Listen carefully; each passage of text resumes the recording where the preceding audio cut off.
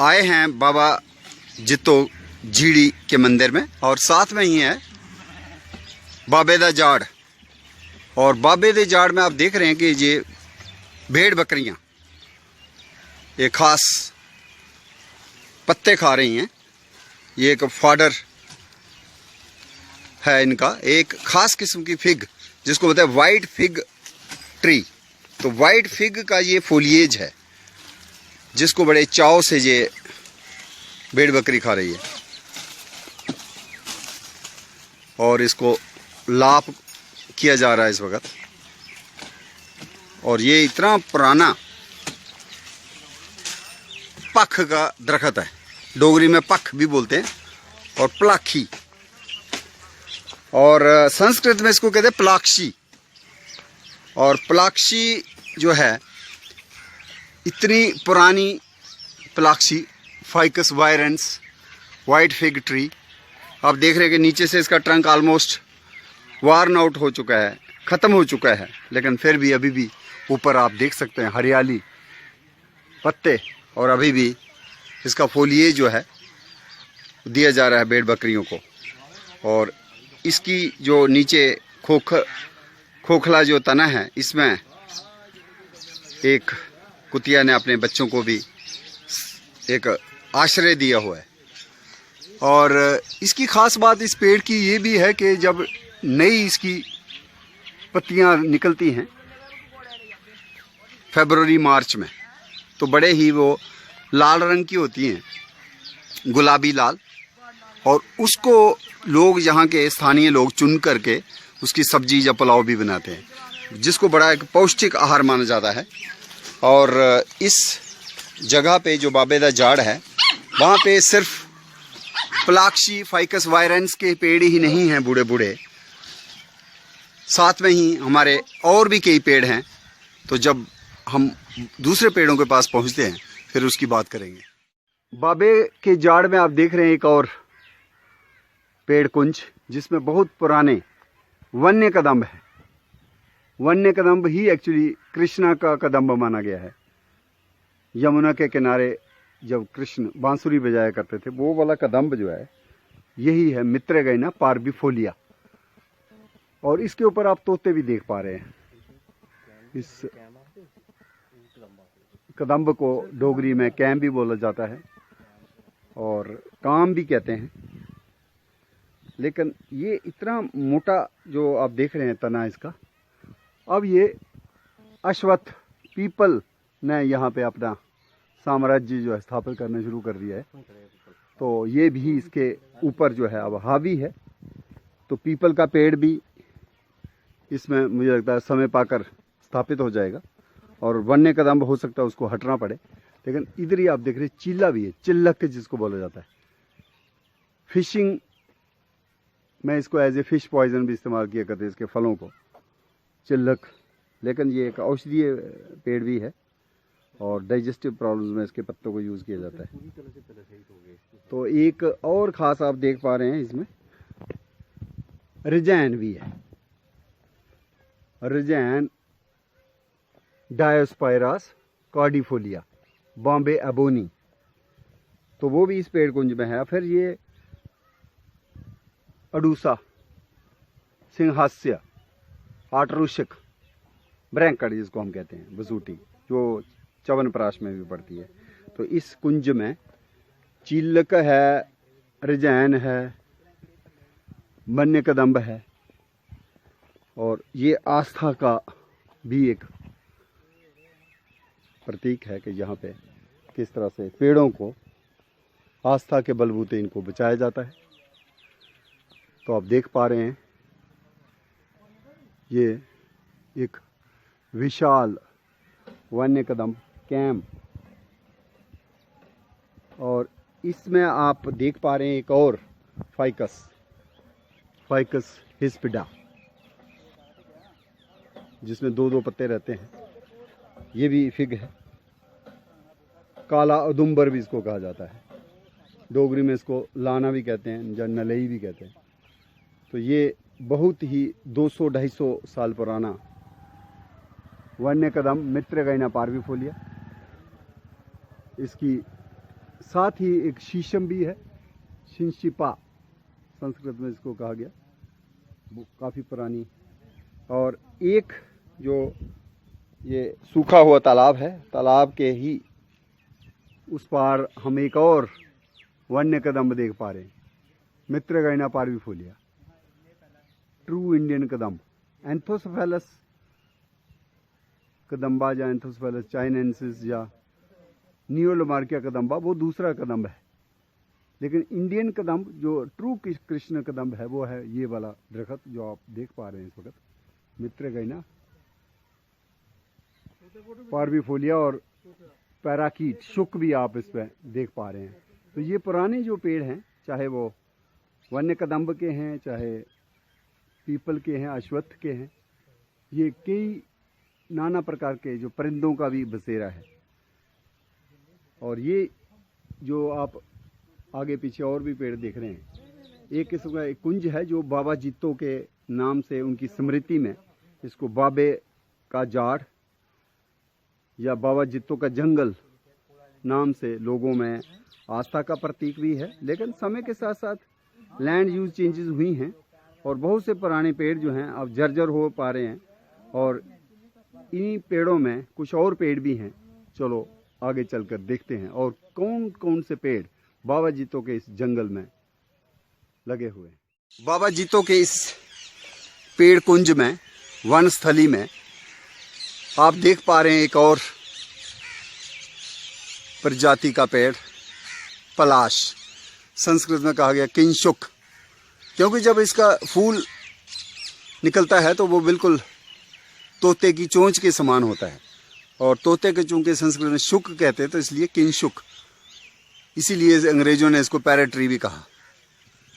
Flame of the forest भी इसको कहा जाता है, क्योंकि मई के महीने में जब बहुत गर्मी शुरू हो जाती है उस वक्त इसको चकाचौंध अग्नि ज्वाला की तरह, दहकते हुए अंगारे की तरह इसके फूल निकलते हैं, जिनको टेसू कहा जाता है। और टेसू का ही होली का गुलाल भी होता है, जिसको रविंद्रनाथ टैगोर के समय से शांति निकेतन में ही नहीं बल्कि ब्रज में भी होली खेलने में इस्तेमाल किया जाता है। गुलाल बहुत ही पर्यावरण मैत्री वाला रंग है जो त्वचा को निखार बख्शता है और किसी प्रकार की हानि नहीं होती स्वास्थ्य के लिए।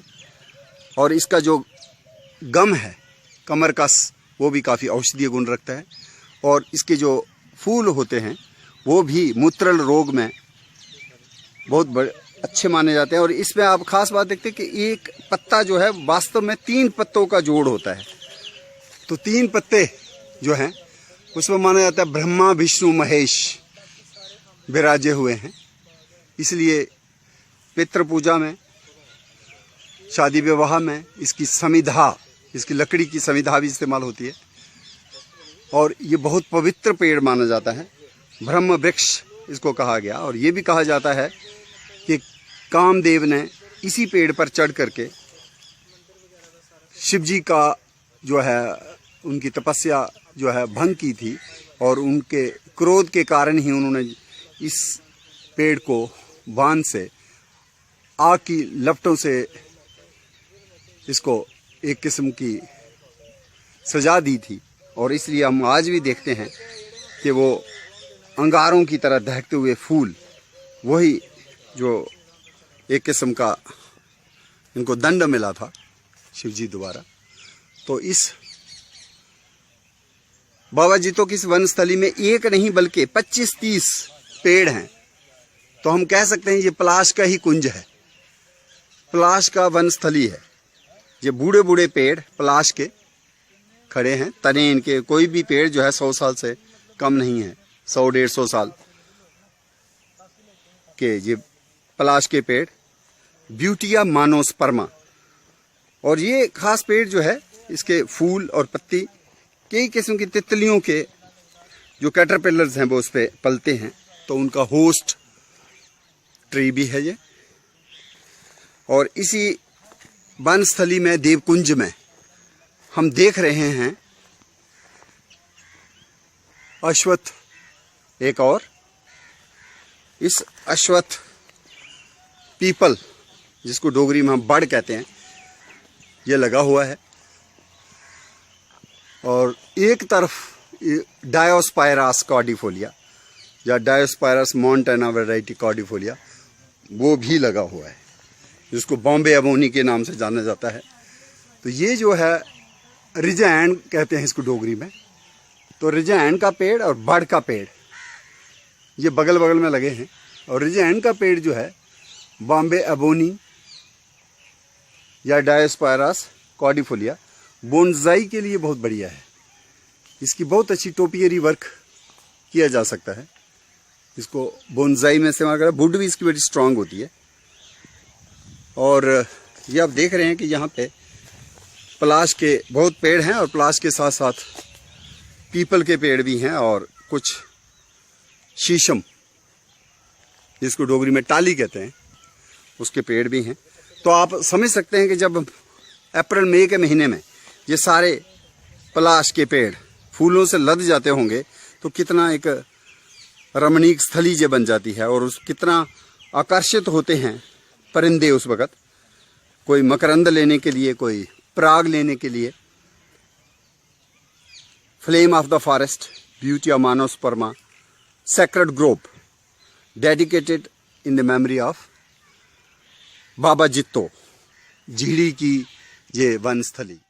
बाबा जित्तो के इस सैक्रेड ग्रोव में वन स्थली में एक और पेड़ हमको दिखा। ये है गुलर का पेड़, जिसको डोगरी में बोलते हैं रुंबल।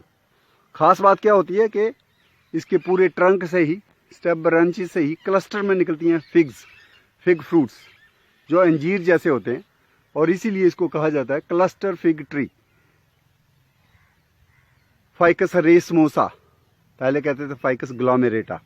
तो जितने भी हमारे बंदर हैं, लंगूर हैं, या फिर बसंता जो बारबेट्स हैं परिंदे, या हॉर्नबिल्स हैं धनेश, या फिर ग्रीन पिजन्स हैं हरियल, जिनको डोगरी में हम प्रेऊ भी कहते हैं, उनका ये बहुत अच्छा आहार भी बनती हैं ये गुलर की अंजीर।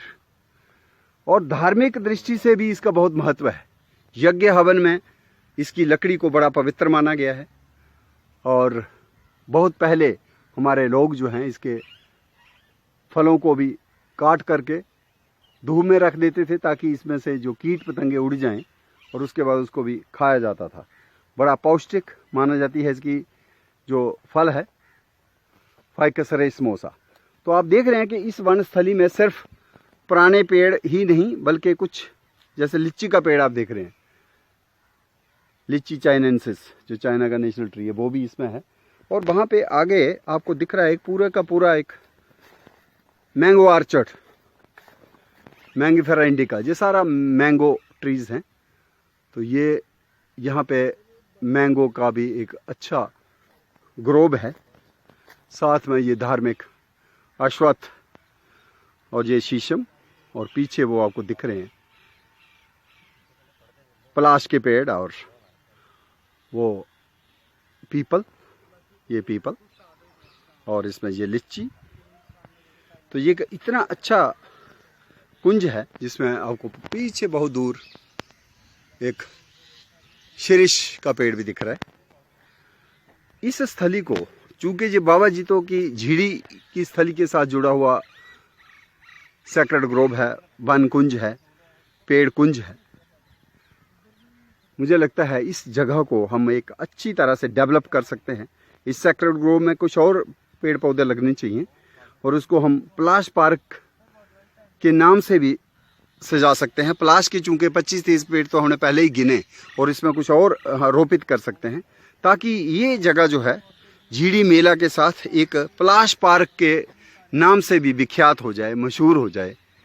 और इसमें पुराने पेड़ जो हैं, चाहे वो फाइकस वायरेंस के हैं, फाइकस रेसमोसा के हैं, चाहे फाइकस रिलीजियोसा के हैं, चाहे डेल्वर्जिया सिस्सू के हैं, या अल्बिजिया लिबेक के हैं, या इसमें डायोस्पायरास कॉर्डिफोलिया के रिजैन के पेड़ हैं, या पलाश ब्यूटिया मानोस्पर्मा। इस वन स्थली को रख रखाव के लिहाज से इसमें मुझे लगता है तवज्जो देने की ज़रूरत है। और यहाँ पे हम देख पा रहे हैं कुछ बफेलोज जिस तरह से वो नीचे हैं, कहीं ना कहीं यहाँ का जो एक सफाई है उसकी तरफ भी हमें ध्यान देना होगा। बाबा जीतों की इस वनस्थली में आप बरगद भी देख पा रहे हैं। बरगद जिसके तने से शिव जी की जटाओं की तरह से जड़ें जो निकली हुई हैं, प्राप रूट्स जिनको हम कहते हैं। और ये नेशनल ट्री ऑफ इंडिया ही इसीलिए नहीं है कि सिर्फ ये एक बड़ा विशाल वृक्ष है और धार्मिक आस्था का केंद्र है। चूँकि हम 75 साल मना रहे हैं अपने स्वाधीनता के, तो उसमें भी कहीं ना कहीं इस पेड़ ने हमारे जो क्रांतिकारी थे, बहुत से जब उनको यातनाएं दी जाती थी, तो इस पेड़ पर से भी हमारे क्रांतिकारियों को लटकाया गया, यातनाएं दी गई। उस हिसाब से बहुत से जो बरगद के पेड़ हैं उत्तर प्रदेश में, बिहार में, मध्य प्रदेश में आज भी उस यादगार दरख्तों के नाम से जाने जाते हैं जिन्होंने स्वाधीनता संग्राम में कहीं ना कहीं हमारे क्रांतिकारियों का जो दुख तकलीफ देखी है। तो ऐसा ही एक पेड़ आप देख पा रहे हैं, ये बरगद भी है और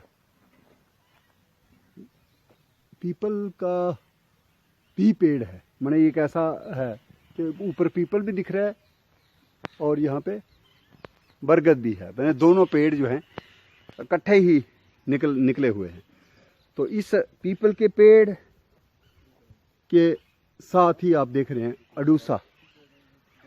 अडूसा भी इसमें निकला हुआ है। तो ये भी बड़ा पुराना पेड़ है जिसको माना जाता है कि ये स्थली बेसिकली कभी गुरुकुल भी रही और एक पाठशाला का काम भी यहाँ होता रहा है। बच्चों को पढ़ाया जाता था। और ये एक ख़ास प्लांट जो इसके ऊपर चढ़ गया है बेसिकली पेपर मलबरी है, ब्रोसोनेशिया पेपैरीफेरा। तो इसके फल भी लाल हो जाते हैं और परिंदे खाते हैं। लेकिन यहाँ पे मैंगो आर्चर्ड जो है वो मुख्यतः मैंगो ट्रीज़ है। बहुत मैंगो ट्रीज़, कम से कम 60-70 मैंगो के दरख्त हैं। और इसमें आप देख पा रहे हैं कि एक और बरगद का पेड़ वो भी यहाँ पे है, फाइकस बेंगालेंसिस। और ये खास पेड़ जो है हमें नज़र आ रहा है इस देव वन स्थली में, वो है बेल का दरख्त है। तो ये तो छोटी सी एक तलाई जैसी भी है, जहाँ पे तालाब जैसा, ताल तलैया। और ये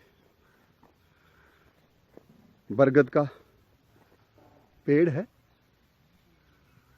इस वनस्थली में। नीचे कई किस्म के औषधीय पेड़ हैं जैसे अडूसा अटरूशक, अडेटोडा जेलेनिका, ऐसे ही वेलरिस सोलेनेसिया, ब्रेड फ्लावर। और यहाँ पे ताल तलैया में हरित शैवाल की भी ग्रोथ है। लेकिन इस कुंज में बिल्ब के दरख्त भी हैं। और इन बिल्ब दरख्त को शिव जी का रूप ही माना जाता है, लक्ष्मी का निवास भी माना जाता है। और आप देख पा रहे हैं इस पे फल भी लगे हुए हैं और 3-3 पत्तियां होती हैं इसमें। नींबू कुल का ही ये पौधा है रुटेसी का। इसमें कांटे रहते हैं और इसके फल का जो जूस है मधुमेह में काफ़ी औषधीय गुण रखने वाला माना जाता है। इवन पत्तों का रस मधुमेह के रोगियों को दिया जाता है। तो ये औषधीय पेड़ भी है और शिव जी के साथ जुड़ा हुआ पेड़। इसके फल पत्ती से हम शिव जी, खास करके शिवरात्रि को शिवालय में चढ़ाते भी हैं अभिषेक, जल अभिषेक के वक्त। तो ये पेड़ भी यहाँ पे सुरक्षित हैं इस कुंज में। और खास ही आप देख पा रहे हैं इसमें और जो एक पेड़ है वो डायोस्पायरास का ही है, डायोस्पायरास कार्डिफोलिया, रिजैन जिसको कहते हैं। ये है रिजैन का पेड़ जो यहाँ पे इस वनस्थली में। कुछ पेड़ जो हैं मुझे लगता है बाद में भी लगाए गए हैं। और ख़ास पेड़ इस कुंज में हमें दिख रहा है सीता अशोक। सारका अशोका, पहले इसको सारका इंडिका भी कहते थे। सीताशोक वो पेड़ है जिसके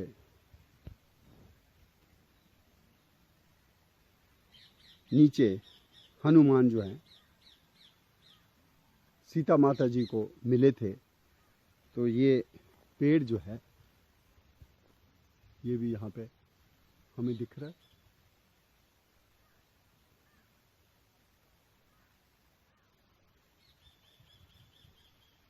और ये वनस्थली जो है इतनी खूबसूरत वनस्थली, जिसमें स्पाइलेंथस एक्मेला, ये अकरकरा के भी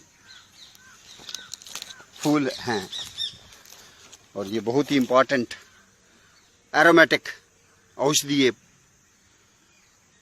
जड़ी बूटी है। इसके अगर फूलों को हम चबाते हैं थोड़ी देर के लिए तो मुंह का सारा रक्त दोष जो है वो ठीक हो जाता है।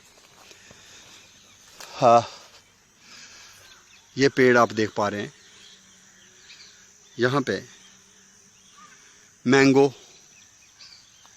सीताशोक, लिच्ची, बरगद, पीपल, शिंशपा, पलाश, वन्य कदम्ब, रजैन और कई किस्म के वन्य प्राणी इस वनस्थली में हैं। सर ज़रूरत है इसके रख रखाव को और चुस्त दुरुस्त करने की, ताकि ये वनस्थली जो है बाबा जीतो की याद में एक अच्छा पार्क डेवलप हो जाए, जहाँ पे लोग पिकनिक मनाने आएँ। ऐसी वनस्थली को हमें 75वें स्वाधीनता दिवस के इस अमृत महोत्सव के समय प्रण लेना चाहिए, शपथ लेनी चाहिए कि इस बाबा जीतो स्थली में हम इसका रख रखाव ठीक करेंगे और जो पेड़ हैं पुराने पेड़ों को बचाने के साथ साथ हम नए पेड़ भी यहाँ लगाएंगे, रोपित करेंगे।